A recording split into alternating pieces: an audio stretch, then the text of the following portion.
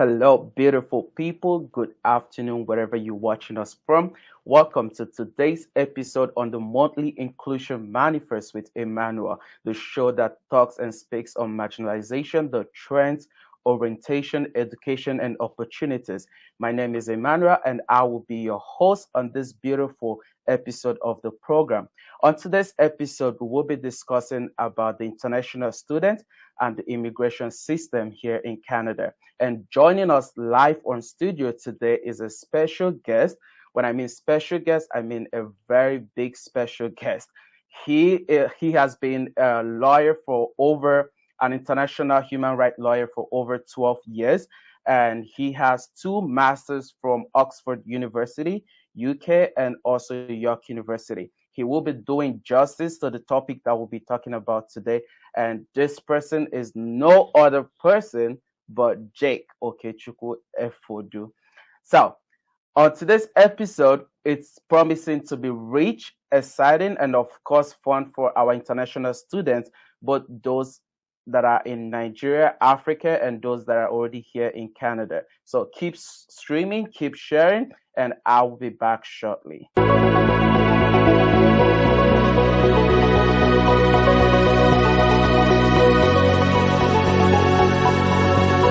Welcome back, everyone. Now I'll be welcoming our special guest, Mr. Jake Okechukwu. Hello. Hi, Emmanuel. Good to see you. Nice to see you. How are you doing? I'm doing very good. Thank you How is so the much for having me on this platform. I'm really excited to have this conversation with you. Thank you so much for joining us today. And how is the weather treating you so far?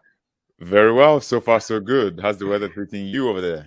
It's pretty good. I just can't wait for the summer to, kick off, officially. Has the summer not kicked off already? It should be warm and sunny and friendly, isn't it?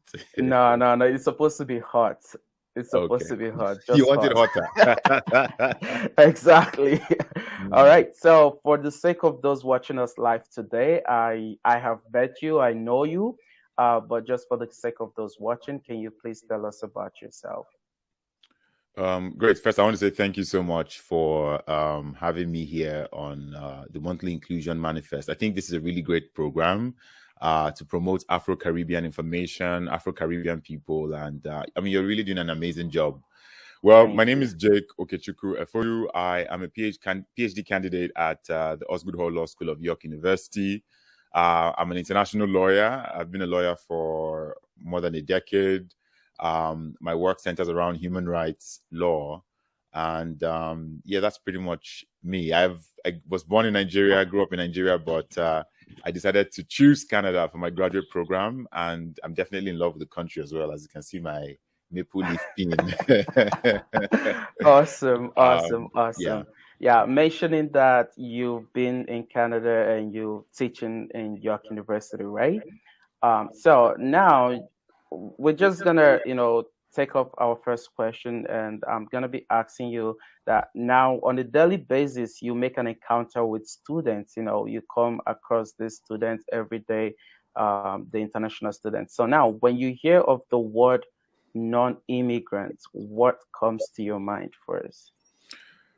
So that word non-immigrant has there's maybe dictionary meaning to it. There's also like a social meaning to it. Pretty much it centers around a person who is not born in the country or does not have citizenship or some form of residency within the country. So a non-immigrant would be somebody who traveled from another country, perhaps traveled to Canada to study, to work, or to just visit, right? That would be considered a non-immigrant. So if you are not somebody who has papers in a particular country, but you go to another country, you might be considered a non-immigrant in that, in that particular country.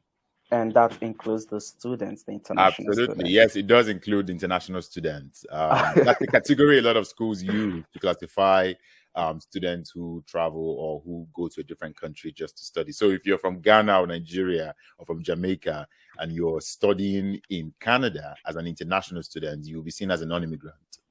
Absolutely. All right. So since we're discussing about the international students, let's just, if you can help us walk through the eligibility of, someone becoming an international student here in Canada. So it's Canada is quite I would say reputable when it comes to its standard of education. Of Canada is course. considered the most educated country in the world. So education Right. is something that is very critical for Canada. It's quite high level. However, there are different levels within which people choose to study in Canada. You can come as an undergraduate, you can come as a graduate student, meaning you have an undergraduate degree already. You can Right. come as a postgraduate student. There are different levels, and the qualifications differ, but they are not so far advanced from like the qualifications in other Western countries. I'll give an Countries. example. If you are going to say you want to do an undergraduate program in physics or or economics, or let's say like kinesiology, Right. the requirements may differ. However, generally across board, if you do have some O level or A level Right. certificates, so if you've like passed your required courses at A or O level, that should be able to get you into an undergraduate program. If Okay. you're seeking to do a master's degree, again, for the undergraduate program, it differs depending on the course you want to do, how competitive it is, and they might have some other requirements like language requirements. And we can talk about that later. But Right. for like a graduate level program, mostly they would require you to have completed an undergraduate degree and did well. I mean, if you made a first class or a 2-1, and Of course. sometimes actually a lot of people with 2-2 still get into master's programs Oh wow. in Canada. Yeah, so that's pretty much it. Then again, for a PhD, you should have a master's degree. However, I do have friends who don't have master's degrees, but they got really good undergraduate programs and they got straight into the PhD from their undergrad. So it kind of differs. What I will always say is look at the schools you're applying to and always check out the requirements for what for the minimum of what they require to be able to get into the school. Thank you so much. Thank you for sharing that information with us.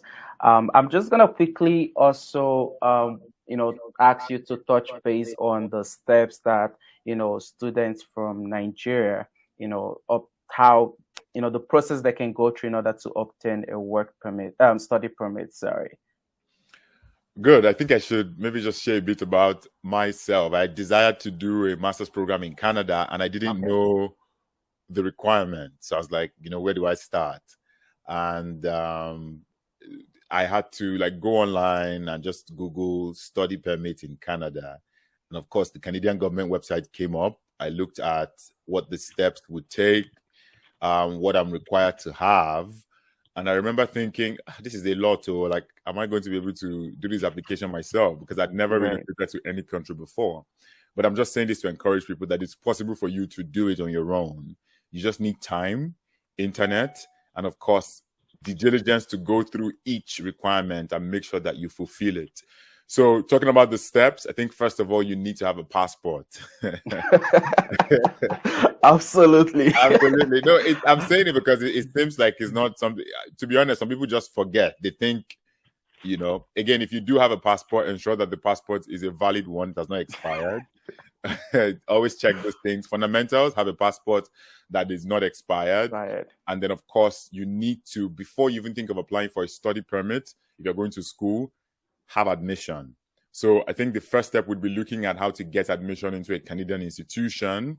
Always, look for designated institutions of learning. So schools that are credible, that do the course that you want to do, that aligns with your goals, with your vision, with your career, with your objective. So the first step would be getting admission. And before you get admission, you have to apply.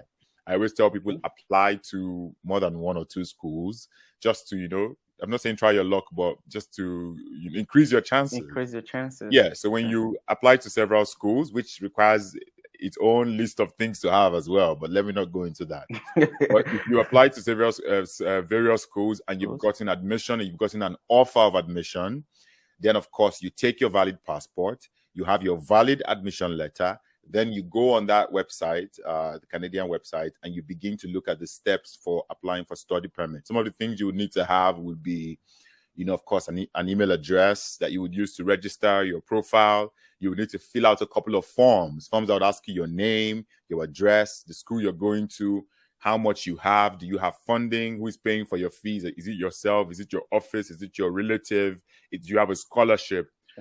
You fill information about your siblings. Do you have anyone in Canada? Where would you be staying?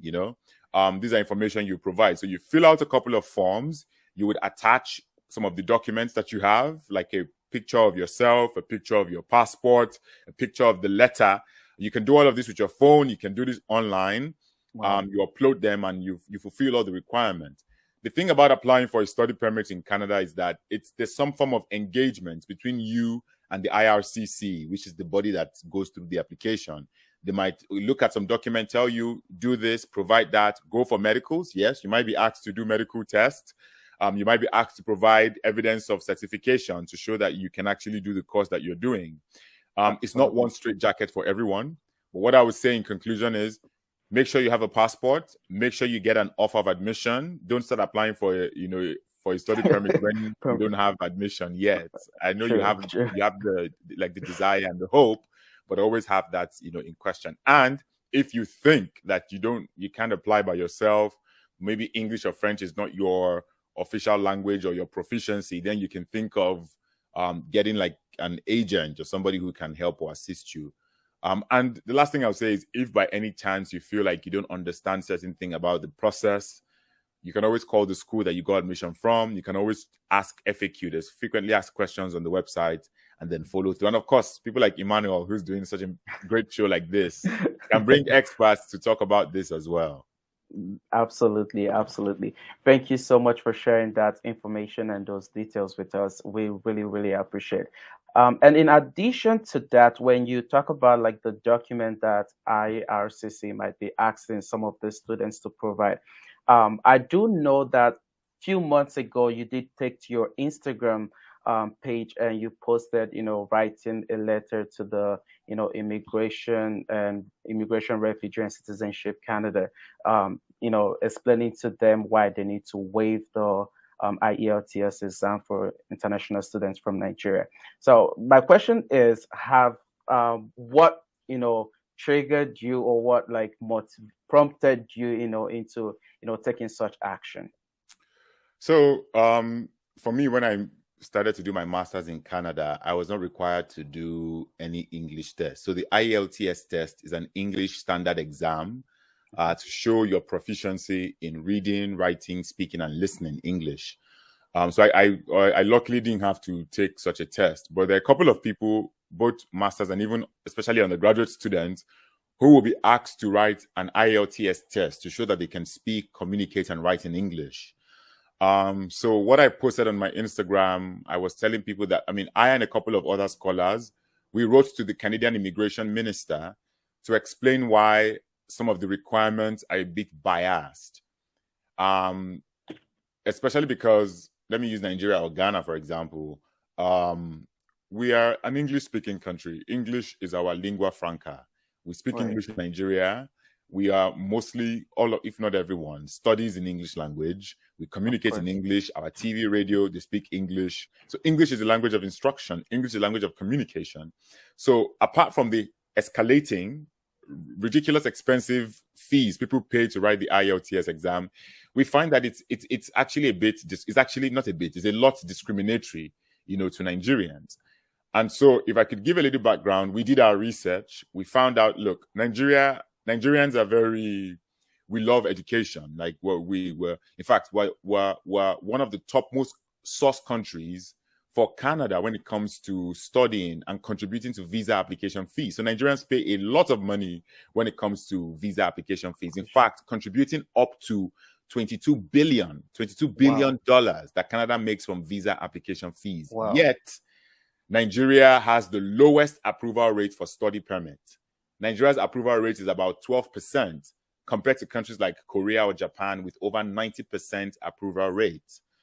So, for me as a human rights lawyer, the big question would be why? Why does Nigeria get to experience 88% rejection of study visa applications? It sounds atrocious, right? And it's really Nigerian sad. applicants are asked to provide extensive and numerous documents that other countries, they don't ask them to provide. So you see, Nigerians make up almost the most educated immigrant community in many countries abroad, but we don't get a lot of approval rates. We're asked to write this IELTS test and also. Anyways, what we did was to was to petition the Honorable Minister of Immigration, Refugees and Citizenship in Canada to obviously take action. And we want the IELTS English exam to be scrapped. Nigerians speak English. Nigeria is an English-speaking country, and we don't need to go through this expensive and discriminatory test. So the other thing is we're just asking for equal treatment. You know, international students pay 3 to 4 times. It's ridiculous. Yeah, it's ridiculous, the amount of fees that local students pay. And we're just saying, look, treat Nigerians the same way you would treat people from India, China, Russia, or, you know, South Africa. So in terms of an update, the minister did accept our petition. There was a hearing. Well, accepting the petition does not mean they've scrapped the IELTS yet. Nice. It means that they understand where we're coming from. And there was a hearing that was had where they, you know, sort of engaged on some of these issues. Though we haven't seen any result or outcome yet. But I hope that action is taken into this because, you know, the country should be great that international students are coming to study and there should be minimal restrictions as much as possible. Of course, I totally believe you. And come to think of that, I appreciate you and your entire team for putting on the effort and the work, you know, to, you know, put this together and send to the Minister of Refugee Canada. But come to think of it, do you think it's have anything to do with the education system in Nigeria? Do you think that the Ministry of Education in Nigeria can also, you know, be part of this process? Yes, I absolutely think the Ministry of Education in Nigeria can actually lend a voice to this. In fact, we do have there a group of young activists in Nigeria called Policy Shapers, and they have petitioned the UK government as well to scrap IELTS tests. They've written extensively. There's huge advocacy around that. So it's not just Canada that is doing this. It's also, you know, it's also the UK. And I find that, you know, I mean, Jamaicans don't get to go through this test or requirement. I mean, there's some countries that are forced to write the test. Some countries are not forced to write the test. So I agree with you. There might be some sort of support that the Nigerian government can give or lend its voice towards this. And they have. I mean, the Vice President of Nigeria, Yemi Osinbajo, has lended his voice to this. He says, yeah, he understands that this is an issue and countries need to take into cognizance that these barriers are reducing and actually discriminatory to Nigerians. But it's not a Nigerian government issue. It is more of a Canadian government issue, a UK government issue. If Canada is open to receiving international students, and of course, there's a lot of value in international students studying in Canada. They bring their international experience, you know, they bring their talent, they're determined. There's a lot that happens for the country when international students come. So it's just a bit discriminatory when some students would write IELTS tests and some will not be required to write, especially Nigerians who can speak English. Like we communicate in English, we write in English. Like our result, it's all there, you know. So right. You're speaking English, you're not speaking French. Exactly. So it shouldn't be that way. Exactly. I totally agree with you. I totally believe with you. But is there any time frame that you're looking at in order to reach back to them if there's no proper action being taken? Yeah, we're giving till November this year, to November 2022. We hope that by then some action would have taken place. And if not, we probably see how we can go a bit stronger, probably go to court, you know. Yeah, you know, there are a few people who already have one-on-one experience on how it has disproportionately affected them and how they've, you know, it's just, they have their individual stories and some of them are very heartbreaking. So we're trying to do it the sweet way, the nice way. Please, we're begging you, make these changes. But if it doesn't work, I mean, as a legal practitioner, I know the value of, you know, seeking justice before the courts, for the court to determine the matter. But any which way, I am determined to ensure that the process gets better and easier. It's also less work for the IRCC as well. And we should not be enriching like IELTS, just making millions of money every day. From Nigeria is the poverty capital of the world. People struggle, to come study here. For example, when I left Nigeria, I had to sell off like my things to be able to afford the flight ticket, to afford relocating to Canada.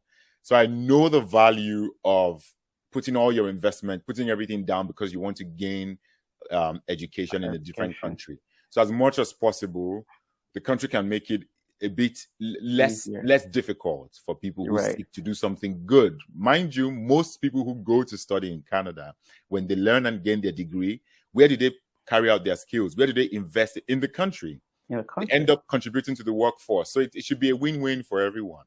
True. I totally agree with you on that. And I just want to like for you to chip in on this as well. Like I do know that one of the additional requirements for this study permit, they also ask students to, show proof of income or sort of things like that.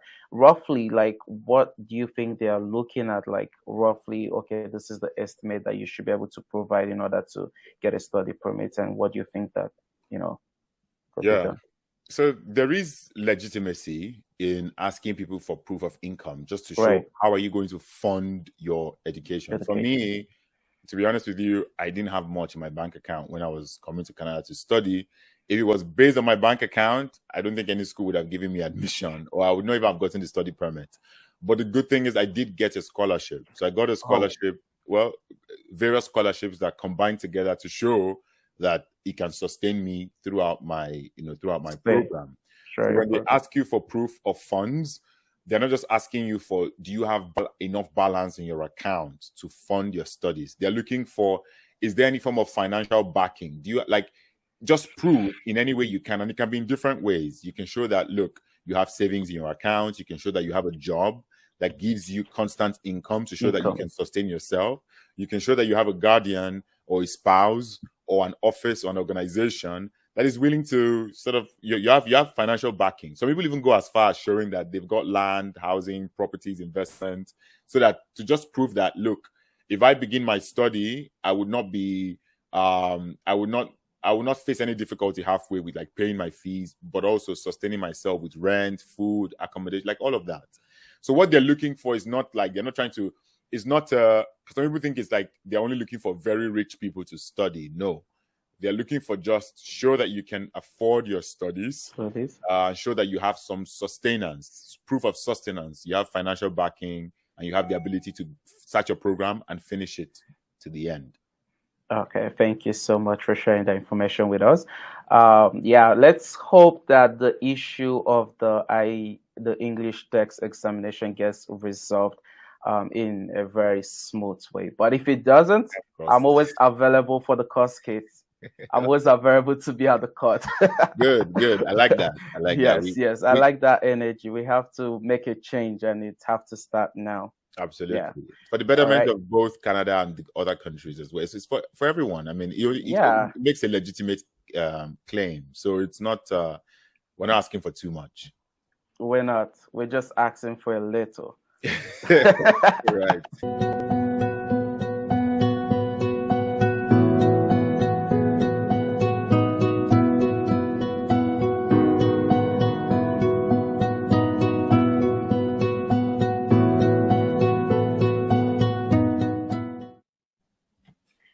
Welcome back, everyone. I hope you had a great quick break. Did you have a great quick break, Well, I Mr. J? did. That was the very short break. Right. Okay, so moving forward, so about 5 years ago, I do know that you built an online platform, translating some parts of Nigerian constitution to Igbo, Hausa, Yoruba, Pidgin, and French. And I also know that you also made it possible for people to be able to, listen to it as well, and not just, the writing. So now, and about so far, about two schools have used it to, teach about 400 students. How does that make you feel? To be honest, to be very truthful, when I was developing Mhm. the platform, I didn't think of it as a tool that people who are visually impaired would use. But I'm grateful that it became that. So, I'll brief background. In 2017, I got a fellowship at the Harvard Law School. So the Harvard Law School, they had what they call a library innovation lab. And what they did was they invited people with their individual ideas that had to do with library and innovation to come Right. to the lab and develop this. And I've always had this idea. I've always wondered, sometimes one of the major problems when it comes to human rights in Nigeria was that a lot of people don't know their rights, and you Okay. can't fight for something that you do not know. True. So from research, over up to 88%, 86% of Nigerians do not understand their rights as contained in the Constitution.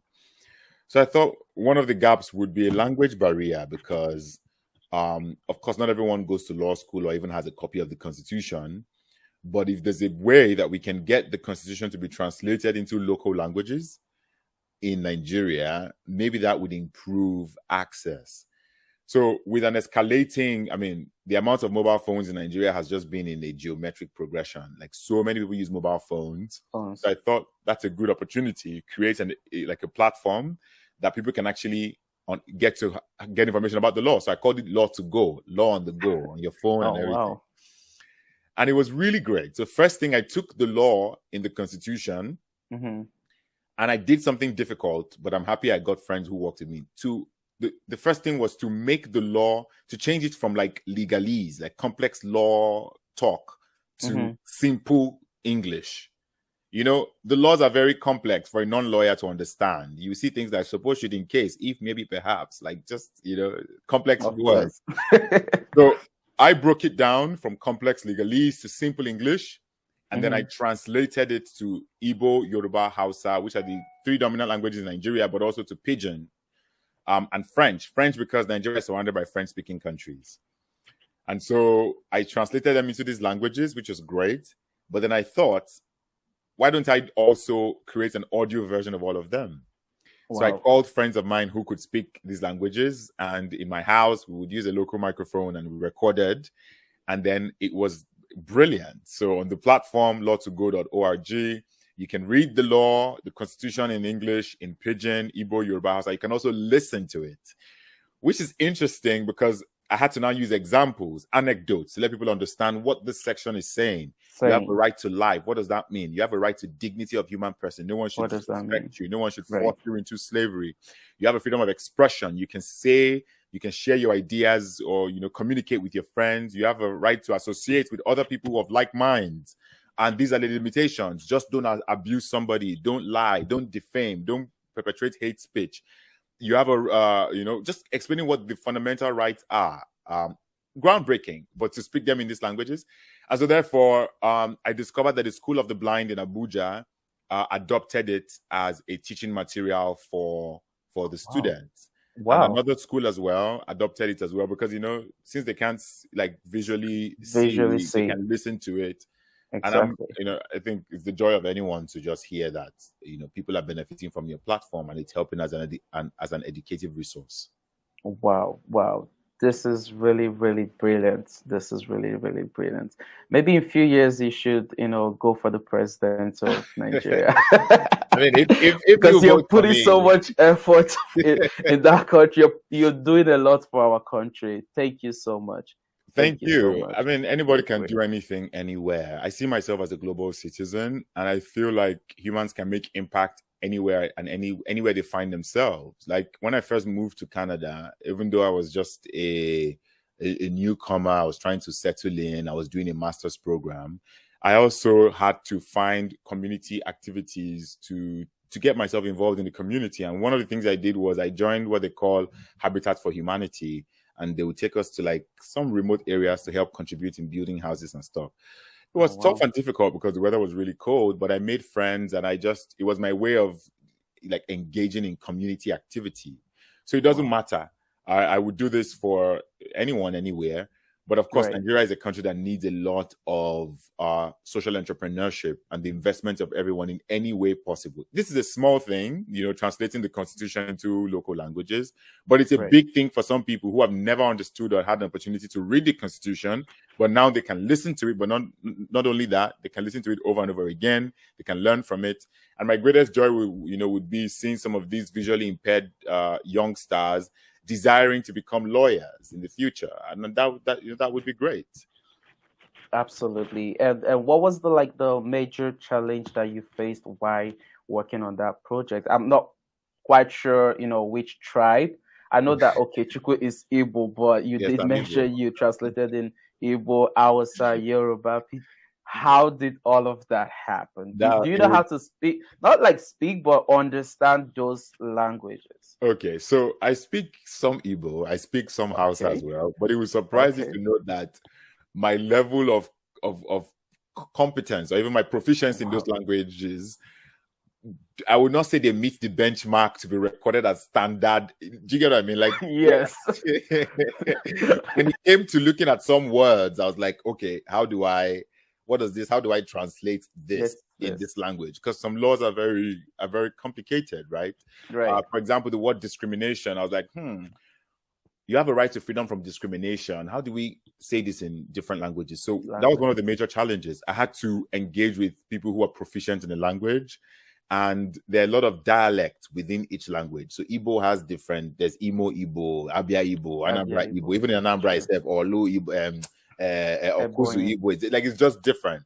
But Ebonyi states all different. I had to like establish a committee of people who are willing to help me do the translation, which took a lot of time, effort, and resources. And then I had to find people who would voice each of them. And in voicing each of them, I had to be gender sensitive to ensure that all the voices are not just guys. I have to make sure that there are people who are like sounding feminine or masculine voices so that it's interesting to listen to. Right. And then I also spent a lot of time. That took me about 2 months just going through the text and making it simple, like converting it from complex legalese into simple English without losing the value of that section. That took a lot, but I'm happy that I was able to get that done. So there were so many challenges: the ability to use technology, uploading the audio files on the internet, aligning them, doing the design. It took a lot, but I'm happy that that it came to fusion at the end. I'm really excited hearing all of this and the story so far. And once again, congratulations so far on how big and how far the platform is going. And just for the sake of those watching us live today, if you can share how they can be able to get access to these resources, maybe they could be interested. It's still a work in progress. Again, I'm doing my PhD. I'm working, so it's a side project, but it's under construction. However, there are a lot of resources there. Just go to www.law2go.org. That's LAW, the letter 2, then go.org, and feel free to engage. And if you have ideas for what you can how I can make it better, please let me know. All right, so you've heard from Mr. Jake. Just search up the website. Like he said, it's under construction, not kind of Jane and Finch or Eglinton construction, because it's never going to finish. But this is actual construction that will be pretty much done very soon. All right, so now we're going to take it to, Africa or, Caribbean in general for international students that are here already. What do you think are the major challenges that the African students, the Caribbean students are facing here in Canada? And how do you think the governments of Canada or parents' guidance can be able to help them overcome that challenge? Okay. Challenges that international students face in Canada. I think from my experience as a teaching assistant and experiencing a lot of international students, including myself, when I first moved to Canada, I think the first thing would be about association, let me say assistance. From Nigeria, we're used to a collectivist system, a communal system where we do things together. We do things in a very, I would not say more friendly, but more interacting. There's a lot of humans interacting together. Canada is a country where people are very individualistic, where it's like your space, your work, your assignment, your degree, you are the center of what you desire to do.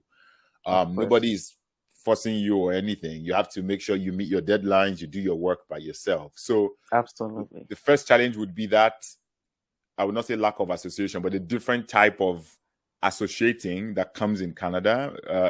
For me, I just found it a bit individualistic, which could be a good thing because then you define what you want for yourself. But for a lot of young undergraduate students who are just coming here, who are used to daddy and mommy or guardians and all that, it's just different for them because then they have to be on their own. The second challenge would be, I I think I would say academic difference. There's a different way that school operates in like Nigeria or Ghana or Jamaica or any of these countries, right? Compared to Canada. Canada's academic level is different. So for me, I was used to a lot of examinations. Like almost every subject had an exam. Go write the exam and I'm out. But in Canada, there's a lot more. You might have one course that is 6 units or even 3 units, and then you have to do a presentation, write a paper, do a quiz, write an exam. Absolutely. Like there's just different aspects to it. And again, you know, for a lot of people who have never lived outside their country of origin, the academic style, the level of instruction might be different. For some of us, we came from places where we cannot really disagree with our teachers. Whatever they say, we take it hook, line, and sinker, and that's what we believe. That's what we're going to use in our examination. But in Canada, you can disagree with your tutor. In fact, it's encouraged that you engage, and then also you are allowed to have your independent thinking, your independent thoughts. These are things that people don't really know. As a challenge, some people come from Nigeria and they do garbage in, garbage out. Pack everything you read in the textbook. According to Micropedia Britannica, Volume 4. According to like that doesn't impress people here. You have to think about what does the literature say? What is the gap in the literature? How do you analyze? How do you theorize the concepts within your so that academic difference in general is a challenge that a lot of international students face. And I think one more I could add would be, of course, adaptation. So adaptation in terms of the weather is different. The housing structure is different. The weather is a big one. The weather. I almost went back home when I came here first. I feel you. When I first came for my master's degree in Canada, during one day in the winter, I gathered my money. I said, I'm going for a bit. I'll be back. But let me just go. I will come back. If you're not familiar or prepared for the weather, it might hit you differently. And so, of course, the weather comes with it. Like it might change your mood. It might change, the way your body operates, the way your social life in Nigeria, for example, changed. For me, it changed. And so you have to adapt to a different weather. You have to adapt to a different type of food. Food is another thing. So that adaptation is something a lot of students sort of deal with. And I dealt with it too. So in summary, I would say association, academic difference, and adaptation.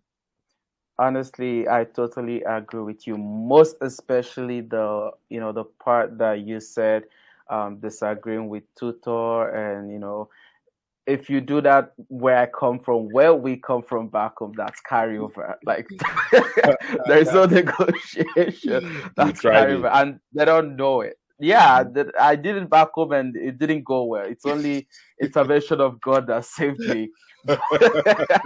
But here in Canada, it's something that they don't know. So there's still, it's something that they can benefit if they know. They can be able to, question something, ask questions and all of that. Back home, you're looking at your prof, like, what do you know you want to ask your prof? You'll be scared. Right. Here you have freedom of speech. You can address them. Even most of them wants you to address them by just their name.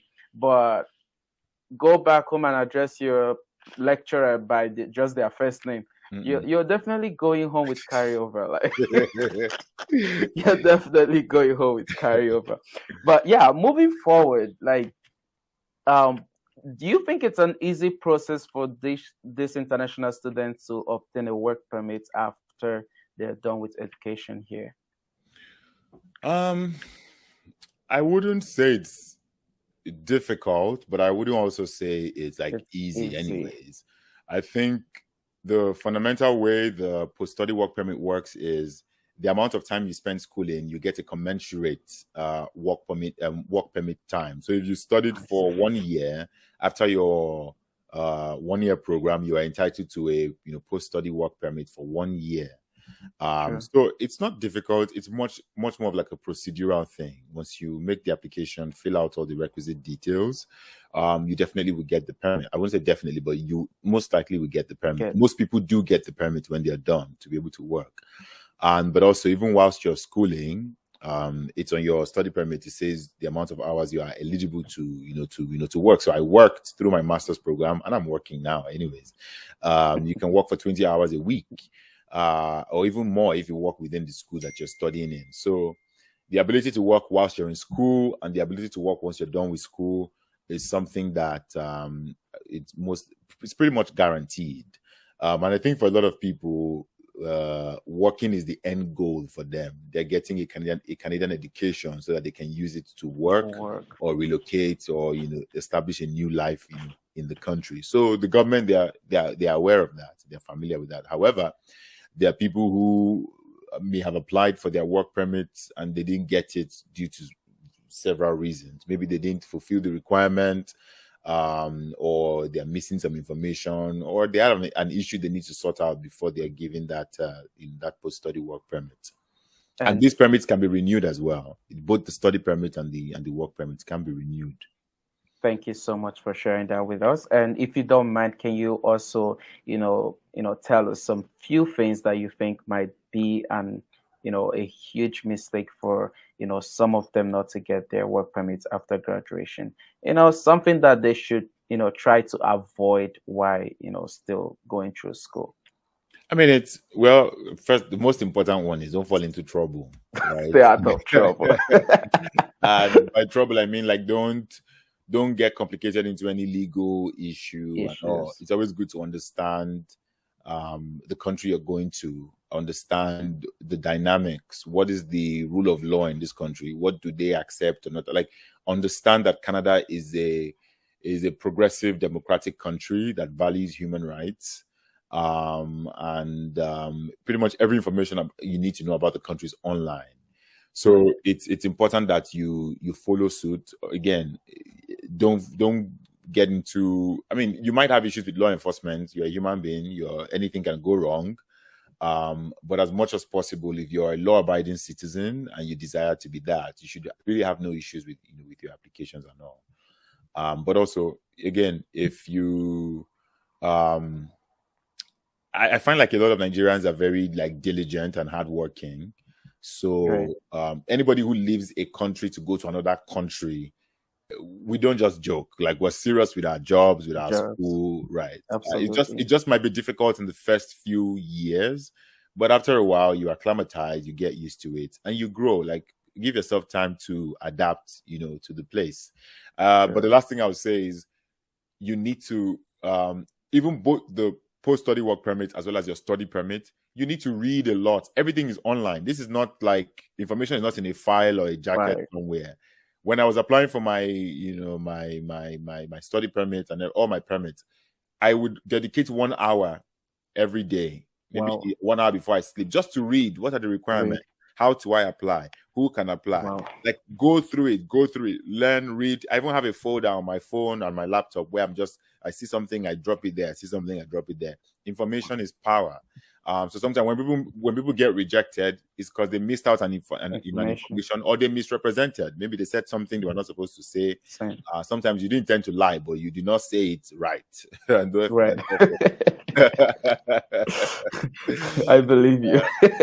But it's pretty straight jacket. Like, if you call, I mean, it should be an easy process for most people. Thank you so much for that. And also, in addition to that, I do believe that even though all of the students, when they get their work permits after graduating, they're still considered as non-immigrants, right? So now, what are the process? How can they, change that status of non-immigrants to immigrants? Well, there are various ways. That with us. Yeah, there are various ways people can become permanent residents, and then after permanent residency, they can, I would say, graduate into becoming citizens. But there's the express entry route, which a lot of people do when they are international students. It still requires the IELTS test, but the express entry so by express entry means that you're applying for permanent residency, but you're going through a faster stream. When you show that you have a degree in Canada, it gives you some points. Any Canadian education gives you some points. You've written the English test, which requires you to do an IELTS exam for speaking, reading, writing, and listening. You get a good high score in each of them. Good, you get some points. Look at your work history. Have you worked for the last 5 years? Do you have good work experience? You get some points. So all of these things add together and they give you a score. They always have a cutoff. So once you meet the cutoff, you can be invited to apply. And then when you apply, you become a permanent resident. You will no longer be called a non-immigrant. You will now be an immigrant. You now have a seat. Yeah. You sit with your, stand with your 2 legs on the ground, not So you're just chilling one with leg. the big boys. But also, like, even if it's not you, some people apply with their spouse, with their family members. Some actually apply for like a work permit, like the specific permits that go for certain people in certain areas. Like right. I know doctors and nurses have a different stream that they can use. People who work in agriculture have a different stream. So the route to becoming a citizen is many. But yeah, there's even also provincial nomination, whereby certain provinces will look for certain people with certain skill sets, and if you qualify, you can apply for a province can nominate you, and then you can relocate to that province and start working there. Oh, wow. Also, some people have been very lucky, whereby an organization or an institution where they want to work or where they gain employment can make an application for them on their behalf. So there are various ways, but a lot of students go through the permanent residency application route, where they apply for like express entry, and then they take it up from there.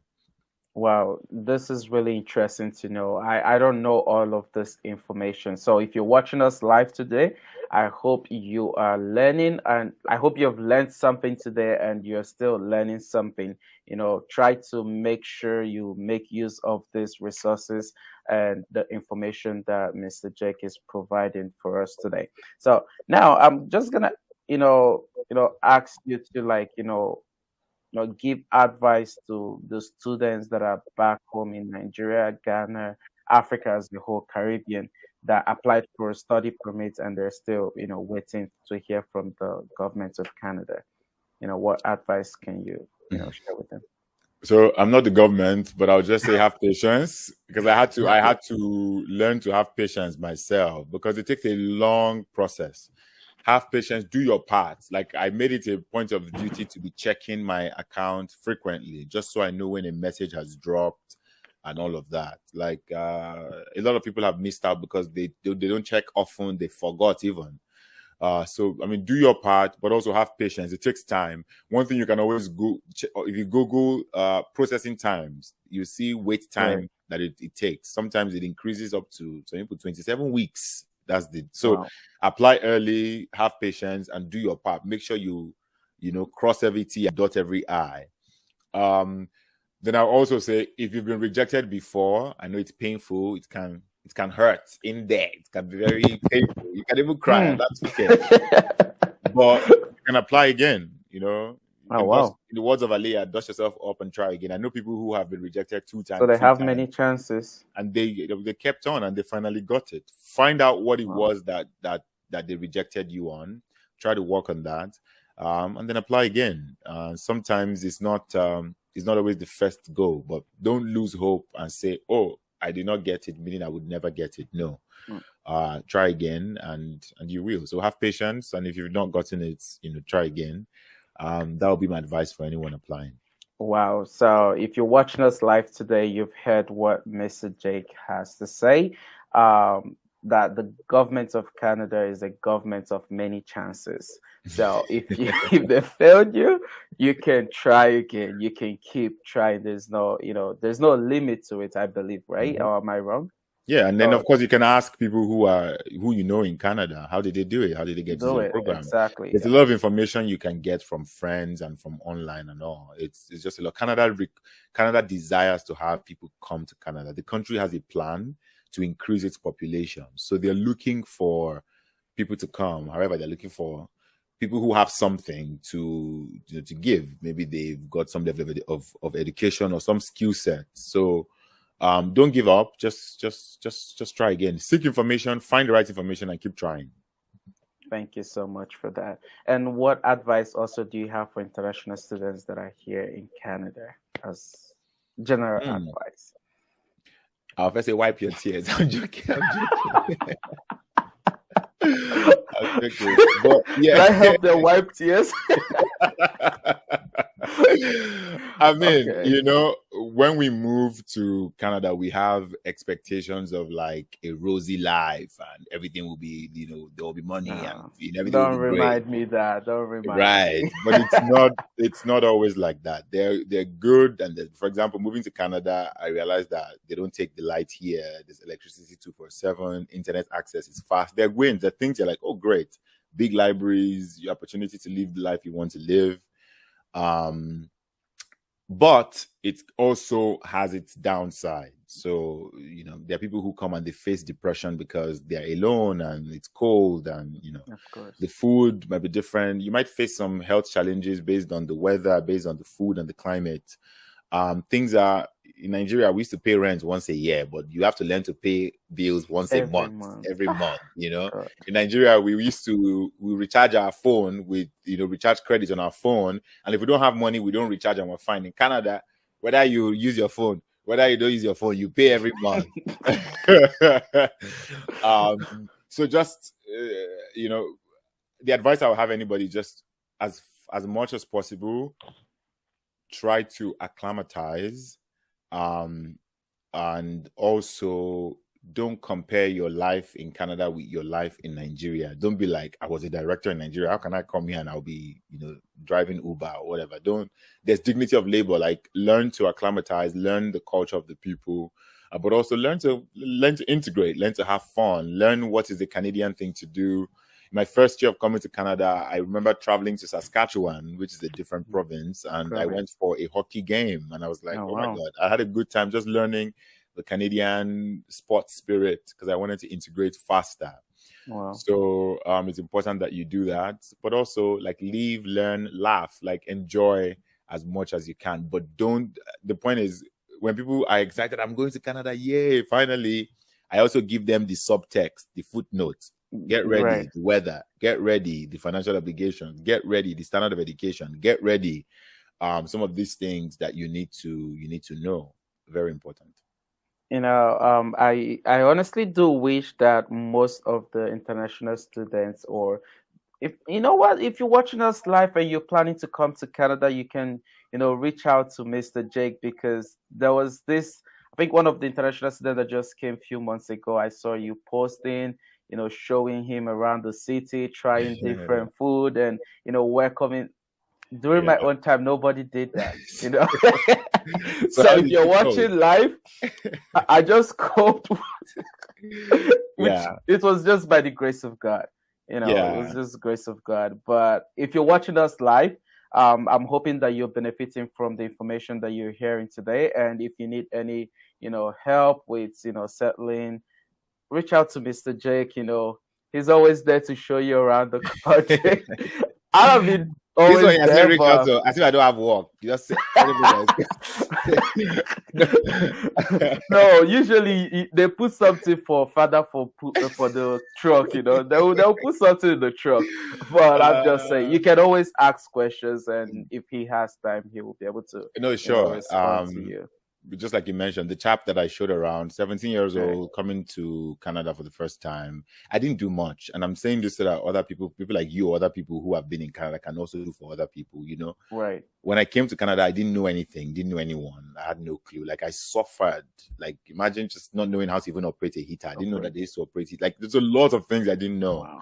I had to figure it out myself, how to open a bank account. What is credit score? Like, credit score? What's credit score? Like, so many things I didn't know.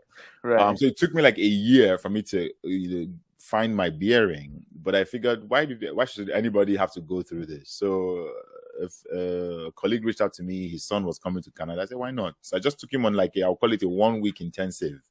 Picked him up from the airport, showed him where to get food, where to get clothes, how to manage his account, different between debit and credit account, what is expected of students here, the kind of jacket that is good that would be helpful, like just important information. This way you get your local food. This is how you shop. This is how you bank. This is how you save.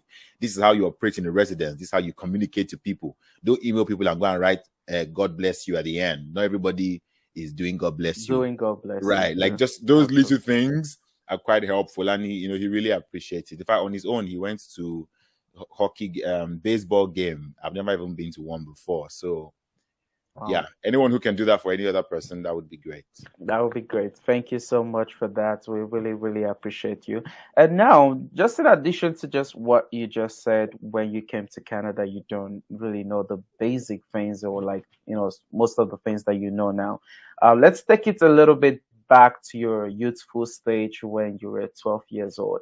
What was it like? Like, what is the biggest lesson, those watching us live here today can learn from your youthful stage about 12 when you were 12 years old, and now that you're at this age, like, what do you think is the biggest lesson they should learn?